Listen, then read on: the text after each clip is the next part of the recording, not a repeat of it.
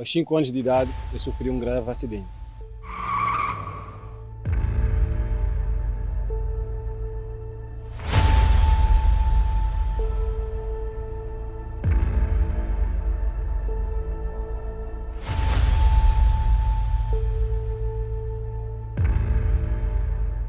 Esse acidente mudou toda a minha vida.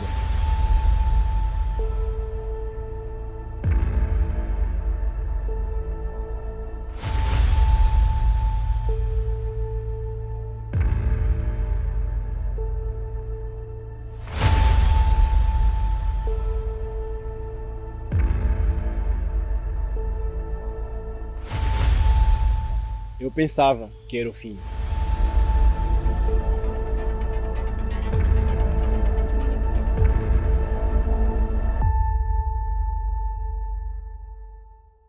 Vim de uma família aparentemente boa, mas aos meus 5 anos eu sofri um grave acidente, fui atropelado por um caminhão e esse meu braço ficou totalmente desfeito, só apenas o osso sobrou, perdi os tendões, perdi grande parte da sensibilidade do braço e isso fez com que eu tivesse que vir de emergência para Portugal, onde a minha avó me acolheu e ali então ela cuidou de mim.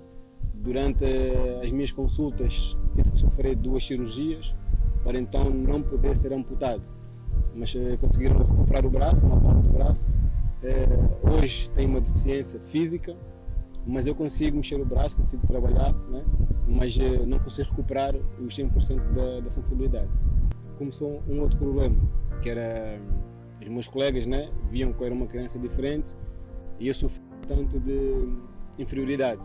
Essa inferioridade foi-me deixando para trás, foi-me fazendo ver que eu não podia estar ao pé dos meus colegas porque tinha uma deficiência, né? E eles podiam fazer tudo normalmente, mas eu não. Então isso foi criando dentro de mim um certo complexo, uma certa maneira de me pôr à parte dos outros jovens. Mas já na fase do segundo ciclo, né, do 5º ano para a frente, aí sim vieram problemas piores. Veio o bullying, né, era bastante gozado pelos meus colegas, por pessoas conhecidas, né, da zona onde eu vivia e da escola, pessoas mais velhas. E isso fez-me cair ainda mais no abismo da complexidade. Já na minha fase adolescente, eu consegui uma maneira de camuflar a minha deficiência para me poder sentir em ponto de igualdade com os meus amigos, com as minhas amigas, porque foi uma fase que depois comecei a conhecer né, às noites, como me envolvi com a prostituição, envolvi-me com a pornografia, não tinha como esconder. Quando chegava numa parte mais íntima com as namoradas que eu tive, elas pronto, viam as minhas deficiências e houve até momentos em que algumas namoradas me deixaram por causa dessa deficiência. Isso abalou comigo por completo, né? Como eu sou quando gosta de alguém, também gosta de ser bem tratado. E eu recebi totalmente o contrário. Comecei a ter medo e aí ainda comecei a camuflar mais. Quando, por exemplo, era para fazer coisas na praia, não podia ir de manga comprida para a praia, logo iam estranhar porque eu estava de manga comprida. Então tentava driblar a situação para não ir, arranjava sempre uma desculpa, tinha que mentir, né, para então não poder expor a minha deficiência. Devido ao conhecimento de certos amigos, certos vizinhos do bairro, convidaram-me para jogar futebol e eu fui jogar futebol. Num certo momento fui aceito, comecei a crescer em vários escalões, mas quando chega aqueles escalões que já é sério, já é semi-profissional, aí tive novamente uma barreira por causa da minha deficiência física. Tive uma perda muito grande, que era o meu pilar, era a minha avó, ela faleceu, eu tinha 17 para 18 anos. No futebol não ganhava muito dinheiro porque não consegui dar um passo em frente, então tive que me virar para o mundo do trabalho, para o mercado de trabalho. E ali foi mais uma guerra que eu tive que enfrentar devido ao meu problema físico. Não poderia ter qualquer tipo de trabalho, então tinha que escolher um trabalho que fosse adequado, né, à minha deficiência, mas mesmo assim houve entidades patronais que me rejeitaram por complexos, por eu ser assim, por eu ter essa deficiência física. E também isso travou-me um tanto na minha vida profissional, na minha vida financeira, porque havia trabalhos que eu gostava de fazer e tinha jeito para fazer, mas não podia fazer. Passaram-me várias coisas na cabeça, vários pensamentos de não valho nada, porque houve uma palavra do médico que ele me disse, aquilo ficou na minha mente, mas eu não alimentei aquilo. Que foi que eu poderia continuar a ter uma vida normal, mas tendo um certificado de capacidade. Então eu iria ficar dependente do governo. Mas depois eu pensei bem e disse, não, eu quero trabalhar, eu posso trabalhar. Se eu joguei futebol, tive confrontos físicos, então eu posso também trabalhar.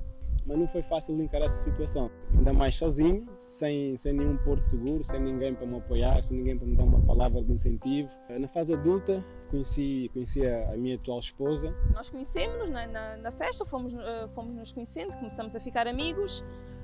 A pouco e pouco foi crescendo uma empatia entre nós os dois. Entretanto, o Sandro falou com a minha mãe, ela autorizou, porque eu na altura ainda era menor, ela autorizou que nós começássemos a namorar e assim começamos a nossa caminhada. Até que nós casamos, né? Tivemos o nosso primeiro filho e eu, quando estava bem no miúdo, eu via que ela reparava muito na minha maneira de segurar a criança e tudo mais, e aquilo foi-me pondo em xeque, né? Tipo um xeque-mate, olha, agora porque não tem como escapar mais. Chegou uma altura que eu tive que abrir o jogo com ela. E eu disse-lhe, olha, eu vou-te mostrar uma coisa que nunca mostrei a ninguém. Ela ficou um tanto assustada. No momento viu aquilo, ela nunca imaginou que fosse uma situação tão feia, né? Fisicamente falando. Mas ela encarou bem, foi das poucas pessoas que me apoiou. No caso do Sandro, eu quando olhei e vi a cicatriz dele, claro que aquilo mexeu um pouco comigo, porque me fazia impressão, digamos assim, como é que ele conseguia fazer tanta coisa e tendo aquele problema no braço.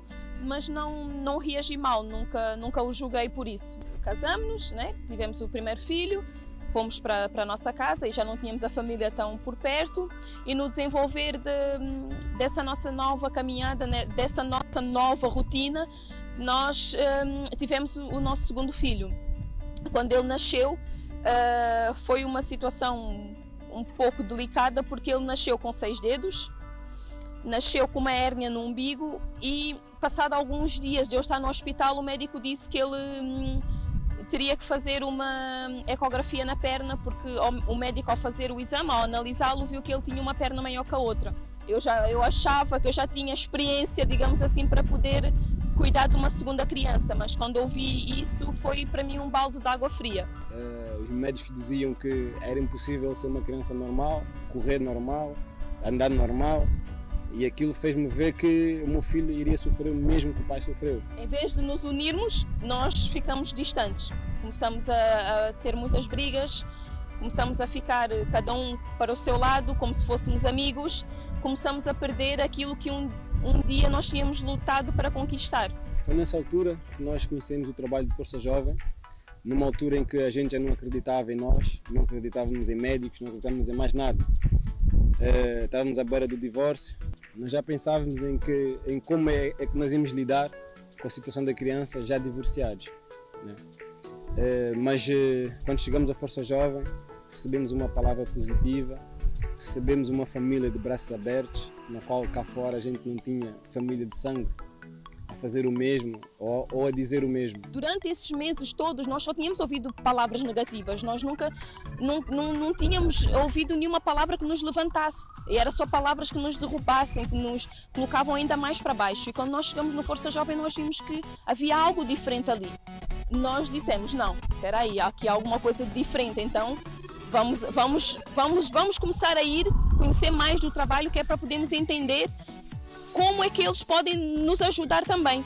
E foi aí que tudo mudou.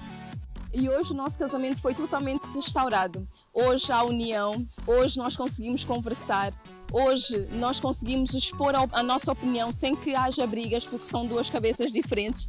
Nós hoje temos um casamento feliz. E nossos filhos o nosso filho mais novo está curado, o mais velho tem saúde também, estão todos bem. Aquelas palavras negativas que nós ouvimos acerca do nosso filho são apenas palavras. Hoje o nosso filho está curado, não tem mais nenhum problema, é uma criança normal, corre, pula, dança, faz tudo que uma criança normal faz, joga futebol muito bem, é uma criança feliz, é uma criança que está sempre alegre, está sempre disposta a fazer qualquer coisa. A Força Jovem para nós representa a vida, o Força Jovem para nós representa força, representa oportunidade, representa alegria, representa harmonia, família, né, e união. E tu, jovem, não podes ficar de fora. Se a nossa vida mudou, a tua também vai mudar.